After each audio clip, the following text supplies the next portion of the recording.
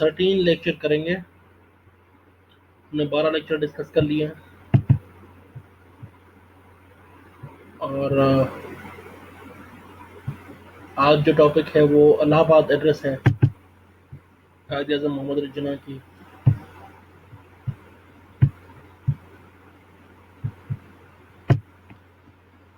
الہ آباد ایڈریس میں بیسیکلی ہم دیکھتے ہیں کہ پہلے قائد اعظم نے 14 پوائنٹس دیے جس میں انہوں نے پاکستان کا نقشہ کھینچا کہ سندھ، خیبر پختونخوا، بلوچستان، پنجاب اور بنگال یہ ایریاز ہمارے مسلم میجورٹی ایریاز ہیں.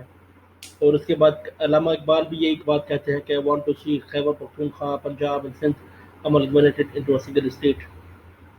تو یہ ایک تاریخی خطاب تھا جو علامہ اقبال کا خطاب تھا اور الہ آباد ایڈریس 1930 میں ہوا تھا. اور اس میں قائد اعظم نے علامہ اقبال نے کیا کہا تھا یہ ہم پڑھتے ہیں. Iqbal tried to invoke the Muslim collective ego beyond the ego of the self that could enable a collection of men as large as 70 million to act as one single body with a flux too big to be resisted and with personality strong to be altered. تو علامہ اقبال کے بارے میں یہ تھا کہ he was a poet and he wanted unity and unity of a 70 million Muslims together. ایک روح پھونکی تھی انہوں نے اپنی شاعری کے ذریعے and he believe that we all are one. We all are اگر امت کے کسی بھی امت میں کسی بھی مومن کو نقصان پہنچتا ہے تو وہ باڈی کو نقصان پہنچتا ہے، وہ جسم کو نقصان پہنچتا ہے اور وہ سارا جو تکلیف ہوتی ہے وہ محسوس کی جاتی ہے. He was the one who gave a poetic version of the political realities, and he was the one who gave us insight uh, into a deeper idea of Pakistan. جس میں چونکہ شاعروں کا جو فلسفہ ہوتا ہے یا شاعروں کی جو سلوگن جو وکیبلری ہوتی ہے وہ بہت جلدی رائے عامہ کی زبان پر آ جاتی ہے. اگر آپ کو کوئی بات سمجھانی ہو تو آپ پروز میں وہ بات سمجھا نہ سکیں شاید، لیکن شاعری میں وہ بات بہت گہرائی تک، بہت ڈیپتھ میں وہ بات سمجھا سکتے ہیں. So he said, personally I would like to see Punjab, northwest frontier مطلب Khyber Pakhtunkhwa, Sindh and Balochistan amalgamated into a single state. Self-government within the British Empire or without the British Empire. The formation of the consolidated Northwest Indian Muslim state appears to be the final destiny of Muslims, at least of Northwest India. So he is demanding two things. Number one, he wants to see that Sindh, Balochistan اور frontier اور پنجاب ان کو الگ سے دیکھنا چاہتے ہیں. He wanted to see these areas into a single state and he is demanding a self government. British umpire کے ہوتے ہوئے یا وداؤٹ برٹش امپائر، پھر برٹش امپائر ہو یا نہ ہو، he is demanding a self government of these areas. and اور بعد میں کہتے ہیں کہ مجھے لگتا ہے کہ یہی تقدیر ہے مسلمانوں کی، نارتھ ویسٹ انڈیا کی تقدیر یہی ہے کہ مسلمانوں کے لیے الگ سے ملک دیکھا جائے اور سوچا جائے. یہی قائد اعظم کا خواب تھا، یہی ان کی تعبیر تھی، یہی آئیڈیا تھا اقبال کا کہ یہ جو ایریاز ہیں ہم ان پہ فوکس کریں اور اس میں مسلم میجورٹی ایریا ہے، اس میں پوٹینشیل ہے، اس میں ٹینڈنسیز ہیں اور ان کو جو ہے ہم کسی طریقے سے حاصل کریں. Iqbal in his address carried the idea of a two-nation to its logical conclusion with a precise reasoning. Looking at the communal, political and constitutional problems of the subcontinent from Islamic point of view, he emphasized upon the fact that Muslims have the right to defend their community and to develop it purely on the Islamic lines. There was the idea of a two-nation theory, and he further carried out that idea of a two-nation theory. انہوں نے کہا جو بھی اس وقت کے مسائل تھے، communal problem تھے، سیاسی مسئلے تھے یا آئینی مسئلے تھے، اس کو ایک اسلامک پوائنٹ آف ویو سے دیکھنے کے لیے اقبال نے بہت زیادہ فوکس امفسس دیا کہ ہم اسلامک لائنز پر، اسلامک طرز عمل پر، اسلامک ماحول میں ہم اپنا ملک چاہتے ہیں اور اپنی ریاست چاہتے ہیں جو ایک آزادانہ اسلامی معاشرے کے مطابق اپنے پریکٹسز کر سکے گی، اپنی ایک جمہوری نظام میں وہ اپنا ایک رہن سہن ان کا ہوگا، ان کی معاشی ہوگی، ان کا سماج ہوگا، ان کی معاشیات ہوگی، ان کی سیاست ہوگی. اور یہ اقبال نے کہا تھا اپنی ایڈریس میں. Modern nationalism with materialism and atheism was unthinkable to the Muslims of India. یہ modern nationalism with its materialism and atheism was unthinkable to the Muslims of India. ایک تو اسلام قائد اعظم کا علامہ اقبال کا بہت زیادہ کام ہے نیشنلزم پہ. ماڈرن نیشنلزم وتھ مٹیریلزم مطلب مادہ پرستی کے ساتھ، جیسے ویسٹ میں ہوا. آپ نے ایک نیشنلزم آپ کے ساتھ آئی اور آپ نے مٹیریلزم ایک انڈیویجول آئیڈینٹی کو آپ نے کہا کہ یہ ہماری انفرادی آئیڈینٹی ہے.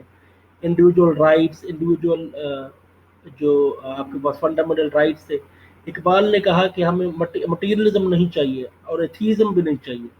ہمیں ایک ایسا اسٹیٹ چاہیے جس میں ہم مذہبی ہماری رواداری ہو اور وہ collective approach who. Iqbal says we want a collective identity, not an individual identity.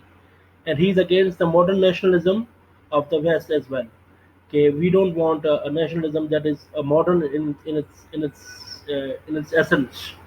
Modern nationalism کا مطلب کیا ہے کہ جو جدید قومیت جو ہے، جو اس تصور پہ قائم ہے کہ ہم ایک سیکولر اسٹیٹ بنانا چاہتے ہیں، یا ہم اپنے سائنس اور ریزن کو لے کے اپنے مذہبی جو ہمارے اصول ہیں ان پہ کمپرومائز کرنا چاہتے ہیں. تو Iqbal said we don't agree with that idea, and he believed that we don't want materialism, we don't want atheism, and we don't want modern nationalism.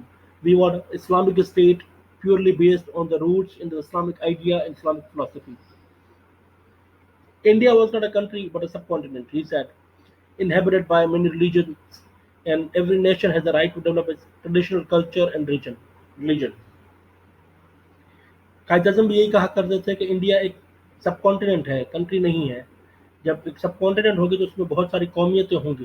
اس میں سکھ ہوں گے، اس میں مسلمان ہوں گے، اس میں ہندو ہوں گے، اس میں بہت ساری دوسری قومیتیں بھی ہو سکتی ہیں، اور اس میں بہت سارے مذاہب موجود ہیں، اس میں بہت ساری قومیں موجود ہیں، نیشنز بھی ہیں. تو ہر قوم کو اپنا یہ رائٹ ملتا ہے کہ وہ اپنا ٹریڈیشنل کلچر بحال کرے اور اپنے مذہب کے مطابق اپنی زندگی گزارے. The poet politician's voice was loud and it didn't receive the attention that was supposed to get.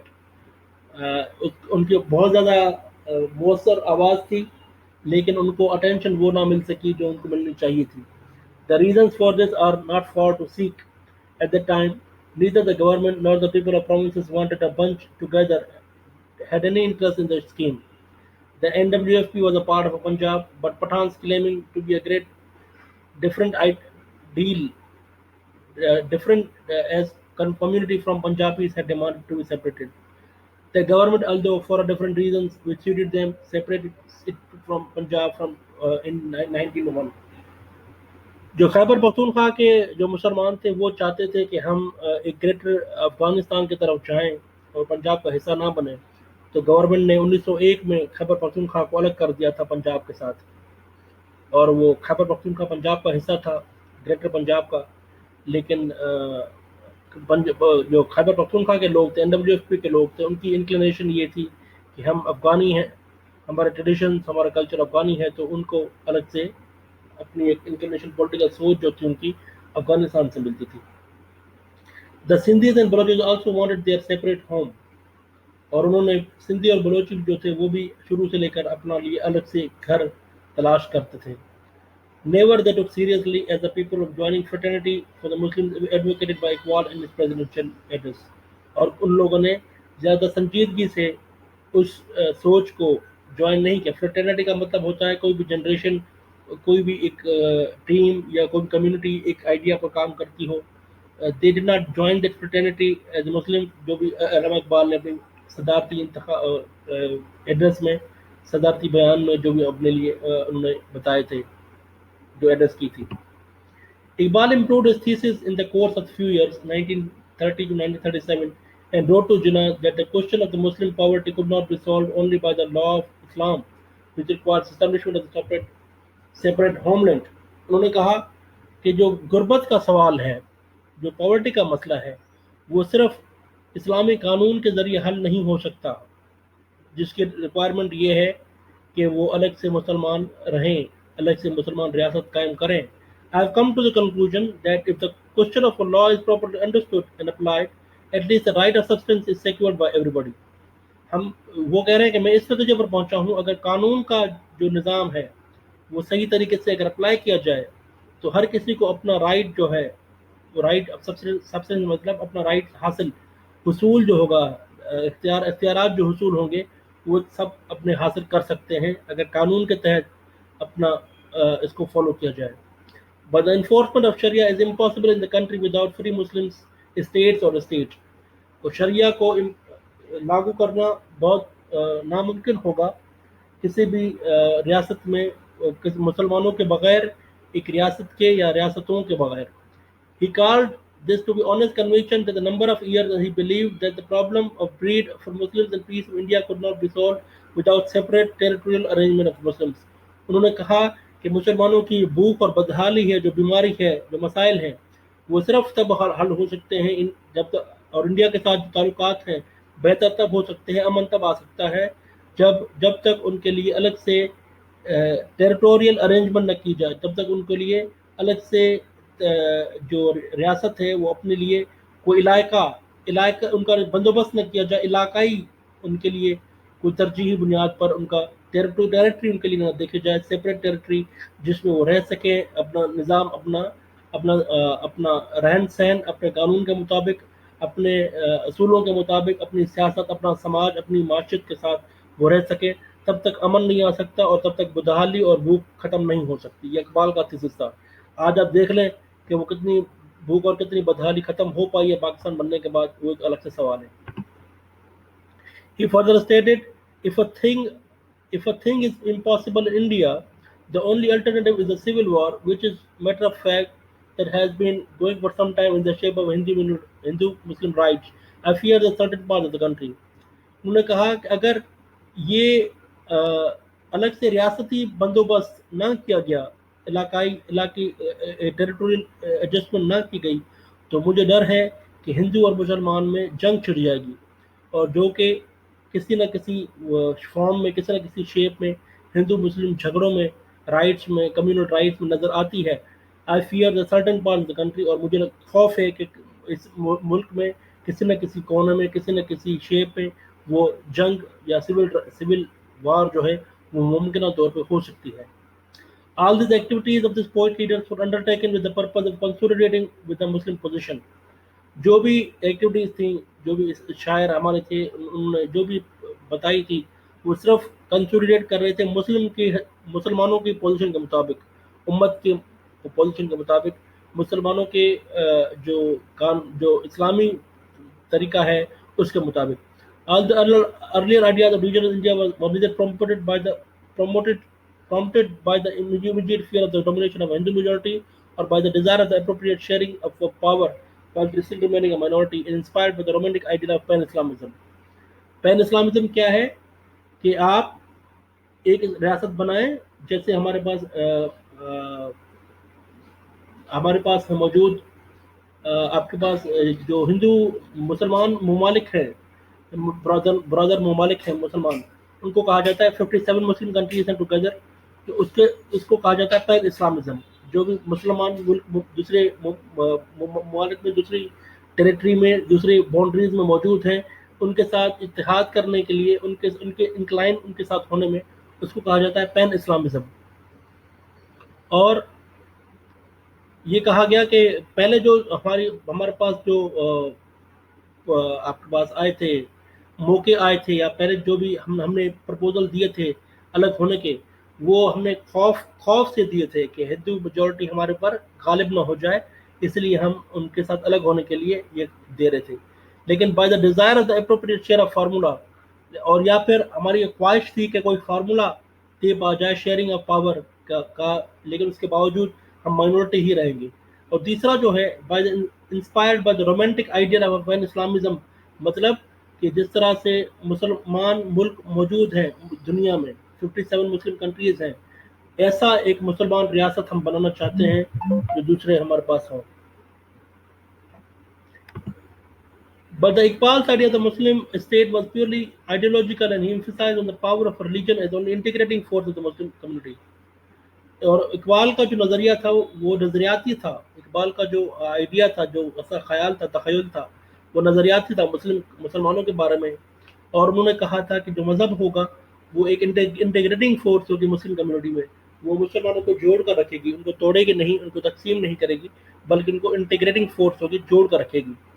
In short, in order to understand Iqbal thesis, one has to keep in mind that the political, social, economical, and constitutional development since 1957, which made Islam conscious of their miserable position in the subcontinent.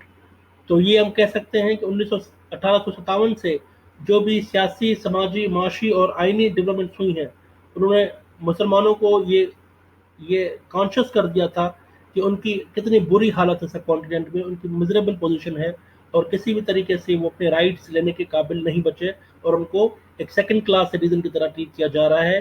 ان کو اپنا حقوق نہیں مل رہے، ان کو ایک dignity اور owner اور رسپیکٹ نہیں مل پا رہی جس کا وہ ان کا حق بنتا ہے. The political awareness acquired gradually made them feel that they were not only a religious minority, but a nation entitled to full and free development, just like any other nation in the world.